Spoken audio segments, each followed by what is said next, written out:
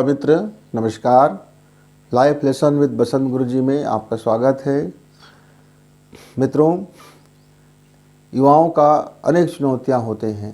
हमारे युवा मित्र जब अपने तरुणाई पे आते हैं तो उनके प्रति इतनी उम्मीदें हम लोग जगा बैठते हैं। घर वालों की उम्मीदें, माँ की, पिता की, भाई की, बहन की, समाज की, हर तरफ से एक उम्मीद युवाओं की तरफ बढ़ने लगता है। युवा अपने में ही उलझा रहता है कि वह किस तरह से वह बड़ी सफलता को अचीव करे, किस तरह से वह एक बड़ी सफलता और शानदार सफलता की ओर आगे बढ़े।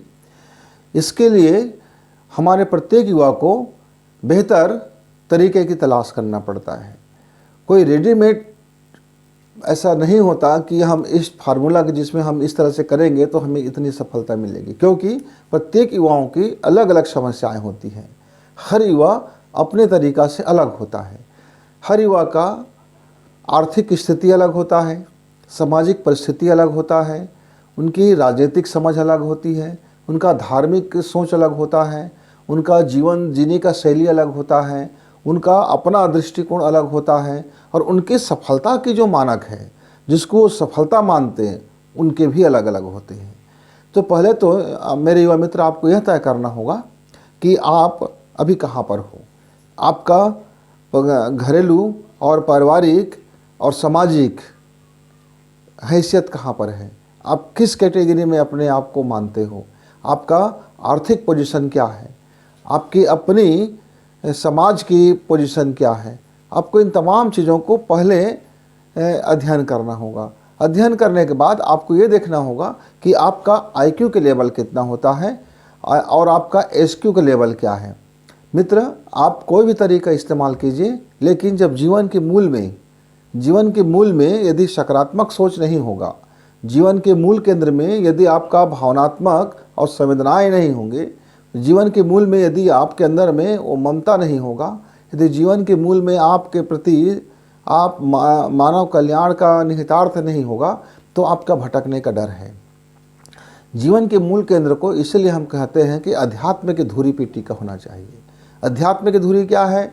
मतलब मैं यहाँ कंठी माला जप या घंटी हिलाना या ऐसा कुछ पूजा पाठ कर लेना, कुछ प्रार्थना कर लेना, इसके बाबत नहीं कह रहा हूँ। अध्यात्म एक जीवन शैली है। अध्यात्म के मूल में यदि आप मेरे युवा टिके रहेंगे तो उनका जो सोच होगा वो व्यापक होगा, उनका जो काम करने का तरीका होगा उसमें संवेदनाओं का संपुट होगा।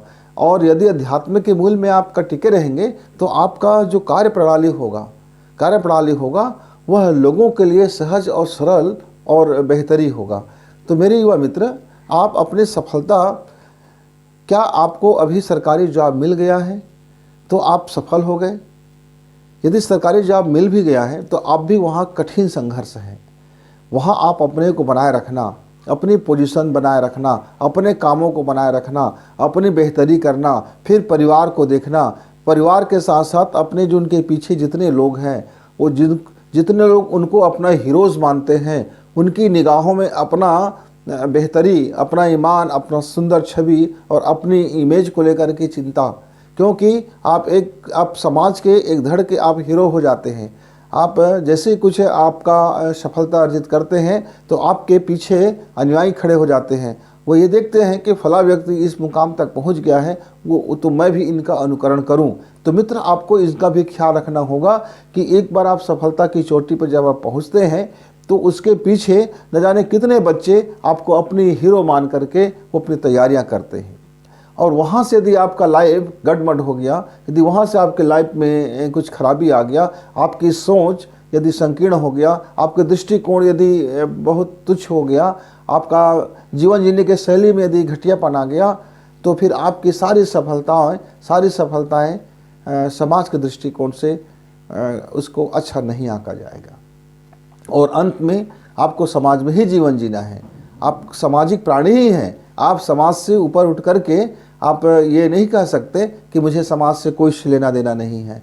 हो सकता है कि किसी का समाज का दायरा, देखने का दायरा छोटा हो, अपने कुनबे तक का हो, अपनी जाति तक का हो, अपने फिरके तक का हो सकता है किसी के दृष्टिकोण थोड़ा सा ज़्यादा पैमाना पर हो, लेकिन हर व्यक्ति को इस समाज में जो भी है आप सामाजिक सरोकार से आप बच नहीं सकते मेरे मित्र। तो आपको अपनी हर काम, चाहे आप सफलता के लिए आप चल रहे हों या फिर आप सफलता प्राप्त कर चुके हों, आपको अपने बेहतरीन ज़िंदगी जीने के लिए कोई बेहतर तरीके का तलाश करना चाहिए।